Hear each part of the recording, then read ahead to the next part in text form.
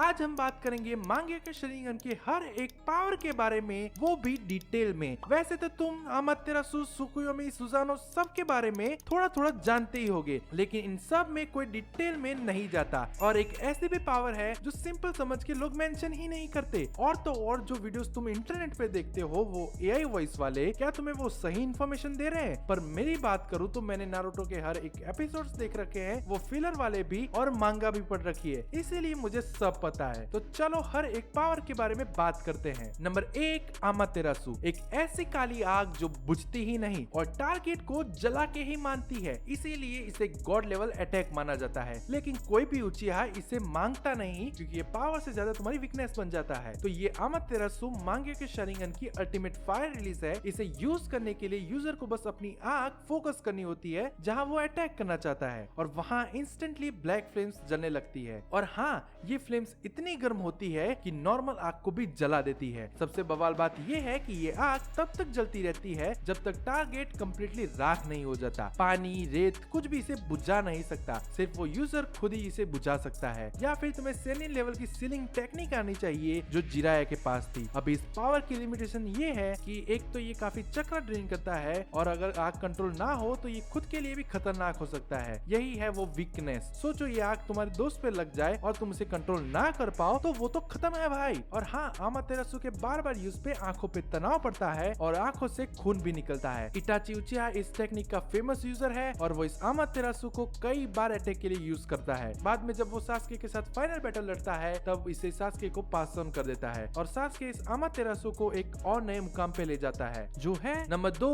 कागुत्सुची। आग को कंट्रोल कर सके ऐसा अल्टीमेट आर्ट, जिससे तुम आग को हथियार भी बना सकते हो और शील्ड भी बना सकते हो। लेकिन ये डिफेंस और ऑफेंस काम नहीं करेगा, क्योंकि ये पावर मिलने के बाद भी हिडन लेवल पे पहुंचना होता है, जो हम आगे बात करेंगे। तो कागुत्सुची अमातेरासु का परफेक्ट पार्टनर है। अभी सास्के के लेफ्ट आंख में अमातेरासु है और राइट आंख में कागुत्सुची है, और यही कागुत्सुची अमातेरासु को कंट्रोल करने में यूज होता है। तो सास्के अपनी लेफ्ट आंख से अमातेरासु मतलब ब्लैक फ्लेम्स को जनरेट करना और राइट आंख से कागुत्सुची मतलब उसी ब्लैक फ्लेम्स को कंट्रोल करना, ये दोनों कर सकता है। इसीलिए ये सास्के का सिग्नेचर कॉम्बो मूव है, और अभी तक ये एबिलिटी सिर्फ सास्के के पास ही दिखाई गई है। अब इस पावर के कुछ कंट्रोल फीचर्स है, जैसे कि आग का शेप चेंज कर पाना, डायरेक्शन को कंट्रोल कर पाना, इंटेंसिटी को एडजस्ट कर पाना, आग को बुझा पाना, और इतना ही नहीं, तुम इससे आग से शील्ड भी बना सकते हो, आग वाले हथियार भी बना सकते हो, आग का बैरियर सेट कर सकते हो, और एकदम सटीक टारगेट लगा सकते हो। सास्के ने इस कागुत्सुची से ये कुछ इनोवेशन किए थे, जैसे सुजानो प्लस कागुत्सुची, मतलब सुजानो ब्लैक फ्लेम्स के हथियार यूज कर सकता था, आग के एरोस से लॉन्ग रेंज वाले अटैक कर सकता था, और अटैक से बचने के लिए ब्लैक फ्लेम्स वाली डिफेंसिव वॉल्स भी खड़ी कर सकता था। शॉर्ट में कहूँ तो नॉर्मल अमातेरासु किसी चीज को सिर्फ डिस्ट्रॉय कर सकता है, लेकिन कागुत्सुची से तुम्हें टैक्टिकल कंट्रोल मिलता है।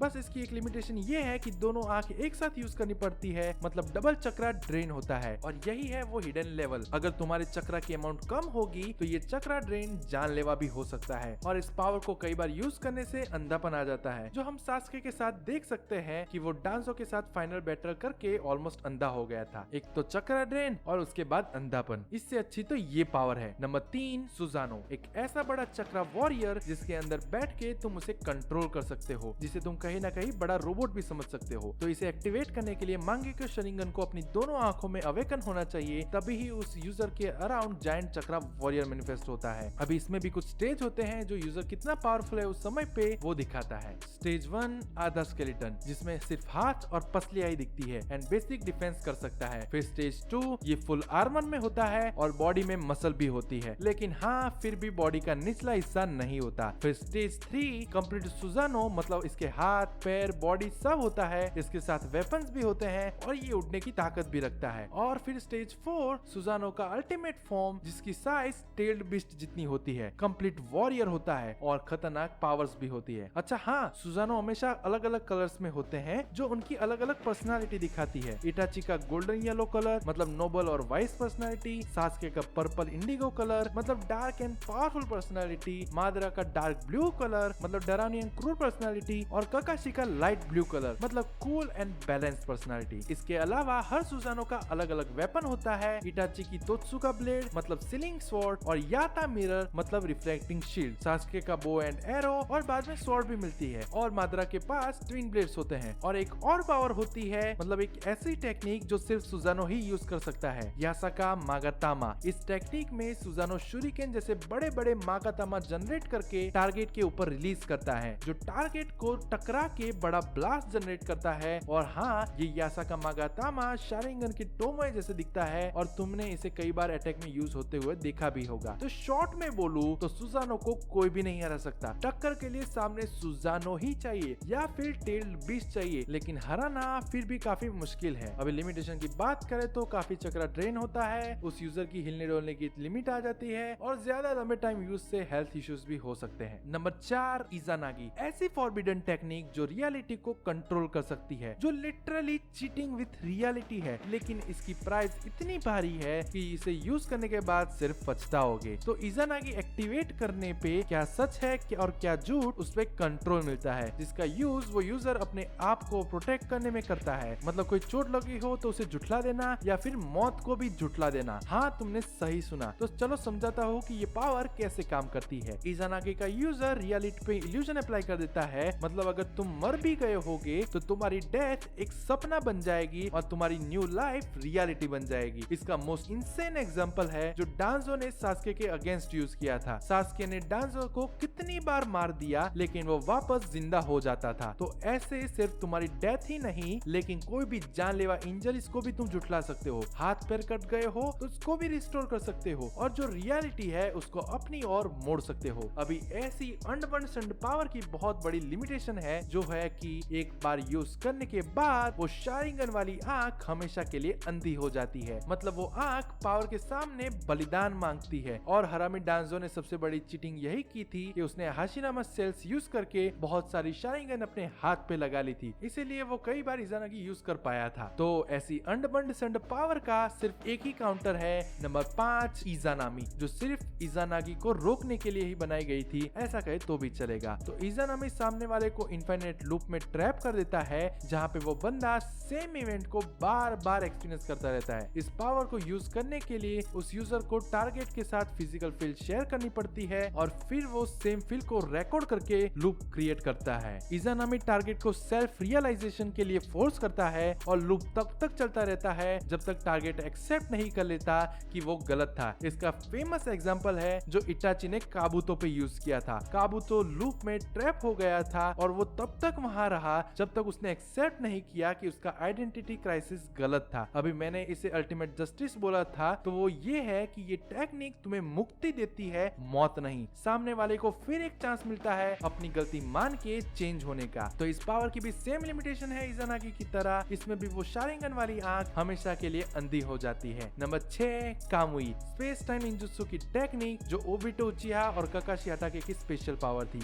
ये एबिलिटी एक्चुअली दोनों के बीच शेयर्ड थी और इन दोनों की आंख सेम कामुई डायमेंशन से कनेक्ट थी, लेकिन दोनों अलग अलग तरीके से इसे यूज करते थे। ओबिटो को कामुई जो राइट आंख से इंटेगिबिलिटी यूज करता था, मतलब जब ये एक्टिवेट हो तो ओबिटो को कोई टच नहीं कर सकता था, उसके साथ वो लॉन्ग रेंज में ट्रैवल कर सकता था। जबकि काकाशी का कामुई सिर्फ उसके लेफ्ट आंख में था जो लॉन्ग रेंज कामुई था, मतलब दूर से चीजों को दूसरे डायमेंशन में ट्रांसपोर्ट करना। अब इस पावर की लिमिटेशन सिर्फ इतनी है कि ये काफी चक्रा खा जाता है और अगर टाइमिंग गलत हो तो वो यूजर खुद भी खतरे में आ सकता है। नंबर 7, कोतो अमात्सुकामी, माइंड कंट्रोल कर सके ऐसे सटल गेंजुत्सु की टेक्निक जो शिशुई उचिहा की गॉड लेवल एबिलिटी है और इसे अल्टीमेट गेंजुत्सु भी कहा जाता है। तो ये इतना पावरफुल गेंजुत्सु है जो टारगेट के विचारों को इतने परफेक्टली मैनिपुलेट कर सकता है जो कोई भी नहीं कर सकता। इसका सबसे स्कैरी पार्ट यही है कि टारगेट बिल्कुल भूल जाता है कि वो किसी के कंट्रोल में है और वो समझता है कि वो जो डिसीजन ले रहा है वो उसके खुद के अपने हैं। नॉर्मल गेंजुत्सु में टारगेट को माइंड कंट्रोल का पता चल जाता है, लेकिन कोतो अमात्सुकामी में टारगेट जेन्युइनली बिलीव करता है कि वो जो कर रहा है वो राइट है। इससे तुम दुश्मन को भी साथी बना सकते हो, किसी की कोर बिलीफ को चेंज कर सकते हो और तो और परमानेंट पर्सनालिटी भी चेंज कर सकते हो। इसकी लिमिटेशन ये है कि एक बार यूज करने के बाद काफी साल लगते हैं इसे रिचार्ज होने में, प्लस आंखों पे तनाव पड़ता है और आखिर में अंधापा। और इसका सबसे बेस्ट यूज ये है कि अगर इस पावर को प्रॉपर्ली यूज किया जाए तो किसी भी वॉर को बिना खून बहाए रोका जा सकता है। नंबर 8, सुकुयोमी, मेंटल टॉर्चर की टेक्निक जो इटाची उचिहा का सिग्नेचर मूव है और शायद सबसे क्रूल गेंजुत्सु भी जो किसी ने बनाया होगा। ये अमातेरासु का परफेक्ट ऑपोजिट है, जहां अमातेरासु बॉडी को डिस्ट्रॉय करता है, सुकुयोमी माइंड को कंप्लीटली तोड़ देता है। इसे यूज करने के लिए बस आई कांटेक्ट करो एंड एंड डन। एक बार टारगेट की आंख में देख लिया, अब वो इटाची के कंट्रोल में है। अभी वो इटाची पे है कि वो कितने समय तक उस इंसान को सुकुयोमी में ट्रैप रखना चाहता है। और हाँ, ये सुकुयोमी उस इंसान के लिए कैसा होगा वो इटाची खुद डिसाइड करता है। सबसे डरावना पार्ट ये है कि हकीकत में बीते कुछ सेकंड सुकुयोमी वाले माइंड में काफी दिन, हफ्ते और कई साल बन सकते हैं। इमेजिन करो 3 सेकंड में तुम्हें 3 साल का टॉर्चर फील हो। इसका फेमस एग्जांपल है जब इटाची ने ककाशी पे सुकुयोमी यूज किया था, जिसमें इटाची ककाशी को कई बार तलवार से अटैक करता रहता है, जो उसके दिमाग में कई दिनों तक चला था, जिससे ककाशी 3 दिन तक कोमा में चला जाता है। और तो और सास्के को भी इटाची ने उसके माँ बाप को मारने वाला सीन उसके दिमाग में काफी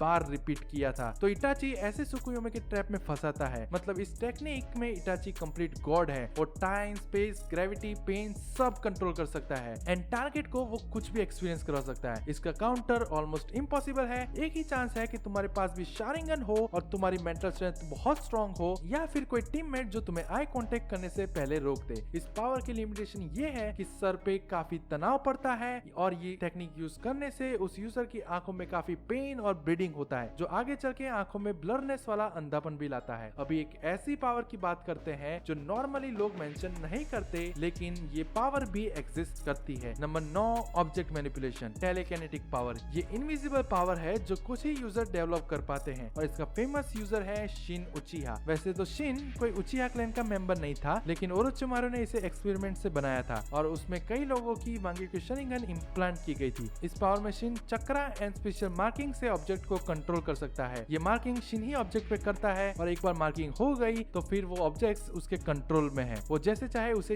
यूज कर सकता है, टेलीकिनेसिस की तरह। इसके अलावा और भी छोटे बड़े यूज है, जिसमें अपनी ओर आते दुश्मन के हथियारों की दिशा मोड़ देना और कोई भी ऑब्जेक्ट को शील्ड की तरह यूज करना सब पॉसिबल है। लेकिन ये पावर कोई नेचुरल टैलेंट नहीं, इसमें काफी हैवी ट्रेनिंग चाहिए और काफी एक्सपेरिमेंटेशन करने के बाद ये पावर आती है। और इसकी सिंपल लिमिटेशन यही है कि कंसंट्रेशन टूटा तो कंट्रोल छूटा। और अभी एक और मांगेक्यू शारिंगन की पावर है जो फिलहाल में नई लॉन्च हुई है, जो है नंबर 10, ओहिरुमे। बोरुतो में इंट्रोड्यूस की गई सबसे mysterious and powerful Sharingan ability जो सारदा उचिहा अनलॉक करती है, और वो भी साइंस फिक्शन लेवल वाली पावर। पहले ये बता दूं कि ये टेक्निक इतनी न्यू है कि नारुतो जनरेशन को इसके बारे में बिल्कुल पता नहीं था। इवन सास्के को भी पता नहीं था कि ऐसी एबिलिटी पॉसिबल है। तो ओहिरुमे एबिलिटी सारदा को ये पावर देती है कि वो ब्लैक स्फीयर्स को समन कर सकती है जो काफी स्ट्रॉन्ग ग्रेविटेशनल पुल रखते हैं, और एक टाइम पे ऐसे 4 वॉर्टेक्सेस को अपने तक समन कर सकती है, जिससे ग्रेविटेशनल पावर यूज करके खुद की पोजीशनिंग फ्रीली कंट्रोल कर सकती है। मतलब वो हवा में उड़ सकती है। तो सारदा ये छोटे ब्लैक स्फीयर्स को समन करती है जो रियल फिजिक्स को ही हथियार बना देते हैं। इसके यूज ऐसे हैं कि सारदा ग्रेविटेशनल क्रश में दुश्मनों को कुचल सकती है, अपनी ओर आते हुए अटैक्स को ब्लैक होल्स में खींच सकती है और कोई भी चीज को या इंसान को हवा में उड़ा सकती है। मतलब ये टेक्निक आइंस्टाइन की थ्योरीज को निंजा वर्ल्ड में ले आई है, जनरल रिलेटिविटी विद चक्रा। ये एबिलिटी सन गॉडेस अमातेरसु से कनेक्टेड है, इसीलिए ओहिरुमे नाम है, जो लाइट और ग्रेविटी का परफेक्ट कॉम्बिनेशन है। तो ये ऑलरेडी ग्रेविटी के साथ छेड़छाड़ कर सकती है,